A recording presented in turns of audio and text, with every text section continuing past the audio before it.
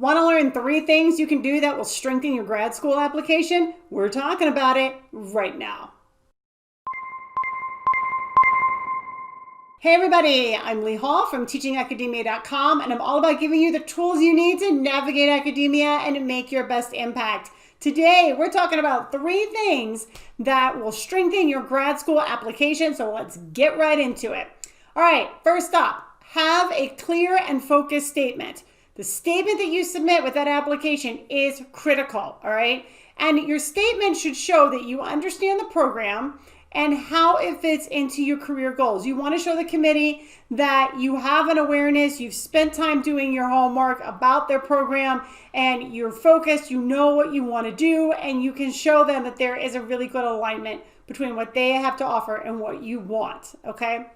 Now, within that, right, when you're talking about your statement, you do what you want with what I'm getting ready to say here, but I think it's important to acknowledge any obvious weaknesses and to be honest about what those weaknesses mean or how you have worked to address them. So let me give you an example.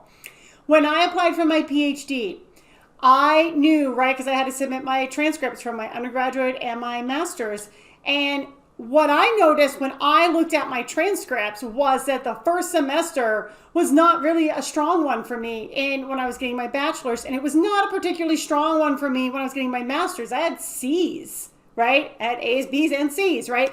C's are not something you want to be submitting, right, on your transcript, right, to a top tier grad program. You think, oh my God, I'm not going to get in because I have this C on my transcript. But I thought about it and I realized that there was a pattern, right? The first semester, every time I started a new program, that first semester was always a little rocky for me. But then when you look at it, I figure it out and everything is fine afterwards. There's no more C's, right? There's nothing like that. So I acknowledged that in my statement head on, and I said, I told the committee, this is the deal. You know, I struggle that first semester. I have to figure out the norms. It's a little challenging for me, but once I get all that figured out and I get through a semester, I do very well. And that was the truth. I didn't want the committee making a different interpretation about me than the one that I knew was the accurate one, the correct one, right? So I brought it right straight to their attention. Okay, and I told them what it meant and what they could expect from me. And I did not get rejected from a single grad program, doctoral level program that I applied for, okay? So I think if you have something that's obviously gonna stand out, you might as well address it. You might as well say, hey, I know this over here, maybe not as good as it should be. Here's what I want you to know about that, okay? That just empowers you, right? It gives you the power to shape the narrative, and that's really what you want. GRE scores, let's talk about them, right? We're kind of going through a transition right now where people are realizing that, GRE scores, SAT scores, ACT scores, etc., are not the be all end all of things, okay? So, but that being said, it is only going to help your application if you have average to above average GRE scores, right? So an above average GRE score might make or break you for a particular scholarship, but right, you don't want really poor GRE scores, okay? If you have a poor GRE score, that doesn't mean you're not going to get into the program, all right? Sometimes we admit people who everything else about their application is super strong. They have really bad GRE scores, but we might add on a couple of courses. Like if we notice your qual isn't so good or your quant isn't so good, we might add on a couple of courses and tell you right up front, you can come, but because your quantitative scores are really below average, we're going to add on 1 or 2 courses. We're going to tell you right now, we're going to add 1 or 2 courses in addition to everything else, right? You might find something like that, happens to you.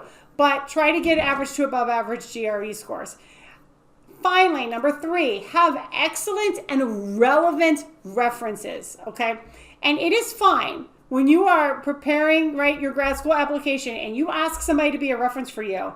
It is fine to say, hey, this is where I'm applying, and this is the program that I'm going into, and I want you to be a reference, and I want you to discuss these kinds of things about me. You're not writing the letter. You're not telling people what you want to say. But if you did an internship with somebody, right, you might say, I really want you to talk about me, right, and my role at the internship, okay?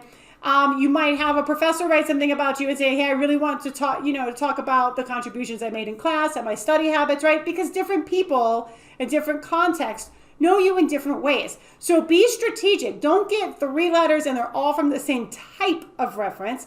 Think about who knows you in different ways, but in ways that are relevant to the program.